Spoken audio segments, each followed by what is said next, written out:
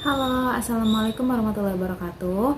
Sebelumnya, saya izin memperkenalkan diri. Nama saya Putri Arifah Zara, NPM 211201370, dosen pengampu Siti Nur Hasanah, mata kuliah Hukum Asuransi dan Pengangkutan Niaga. Di sini saya akan membahas materi yang telah saya resum.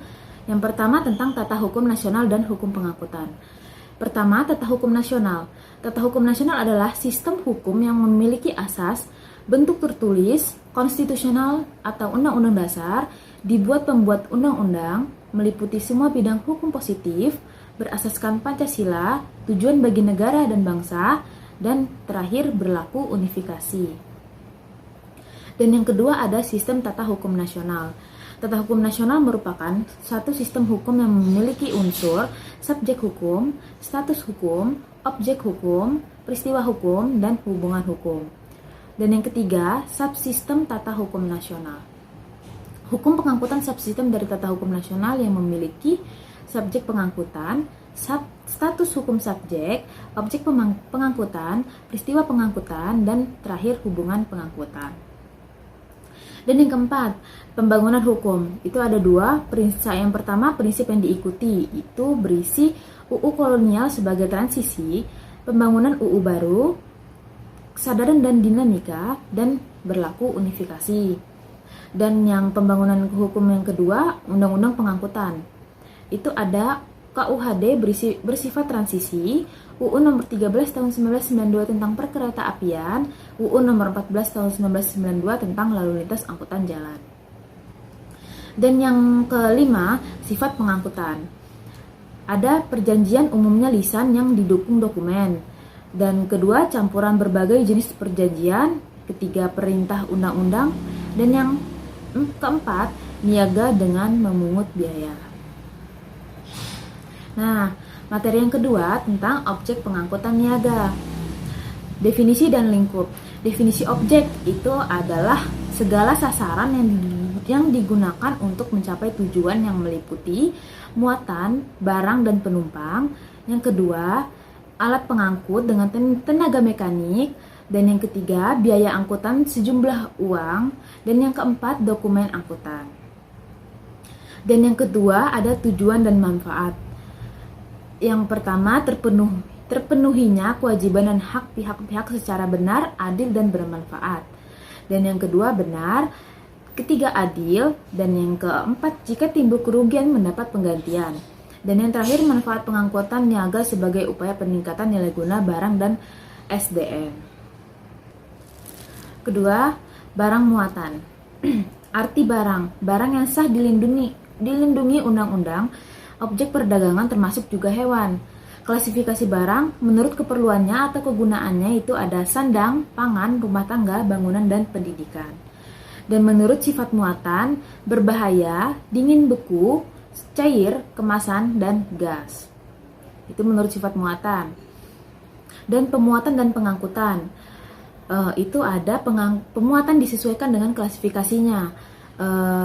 Kedua, barang berbahaya dimuat dengan teliti, hati-hati, tidak campur dengan barang pangan. Dan yang terakhir dari pemuatan dan pengangkutan itu ada sifat berbahaya harus diberitahukan dengan rinci kepada pengangkut karena resiko tinggi. Dan selanjutnya ada alat dan biaya pengangkutan. Yang pertama jenis alat pengangkut. Jenis alat pengangkut. Ada kereta api dijalankan di atas rel dikemudikan oleh masinis, yaitu di stasiun. Kedua, kendaraan umum dijalankan di jalan raya dikemudikan oleh supir, terminal. Kapal niaga dijalankan di perairan dikemudikan oleh nahkoda, pelabuhan. Pesawat udara dijalankan di udara dikemudikan oleh pilot bandara. Dan yang kedua ada sifat alat pengangkut. Yang pertama itu layak jalan, yang layak laut, layak terbang dibuktikan dengan sertifikat uji kelayakan. Kedua, terdaftar menurut hukum Indonesia, sah sesuai dengan peruntukannya yang dibuktikan dengan sertifikat pendaftaran. Ketiga, tanda kebangsaan. Dan biaya angkutan. Biaya angkutan ini ada dua, satu pedoman penetapan tarif dan dua perhitungan tarif. Nah, materi yang terakhir ada pengangkutan niaga charter. Ketentuan charter hanya pengangkutan laut charter diatur secara khusus dalam KUHD. Pengangkutan charter umumnya diadakan secara tertulis atau kontrak. Klasifikasi dan kriterianya, ada pengangkutan niaga reguler, disediakan bagi kepentingan umum, dilaksanakan menurut trayek yang ditetapkan pemerintah, biaya angkutannya dibayar menurut tarif yang ditetapkan pemerintah. Aspek hukum publiknya, itu ada kepentingan umum, trayek, tarif berdasarkan ketentuan UU, dan yang kedua itu ada pengangkutan niaga charter. Yang pertama tadi reguler, ini yang kedua pengangkutan niaga charter, disediakan bagi kepentingan pihak tertentu khusus.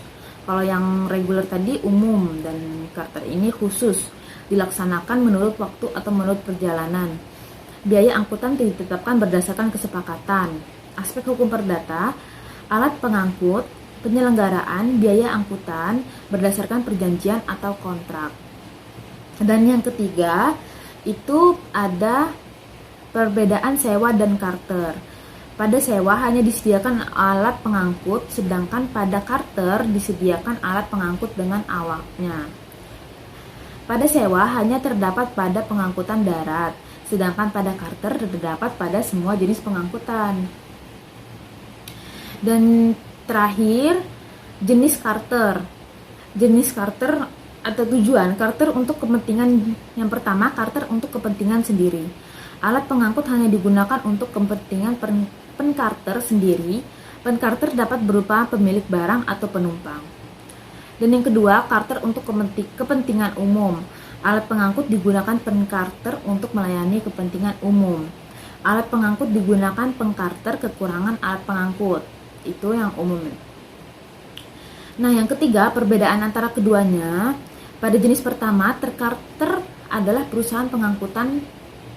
Pencarter bukan perusahaan pengangkutan. Pada jenis kedua, tercarter dan tercharter adalah perusahaan pengangkutan. Nah, itu saja yang dapat saya sampaikan. Kurang lebihnya saya mohon maaf. Saya ucapkan terima kasih. Wassalamualaikum warahmatullahi wabarakatuh.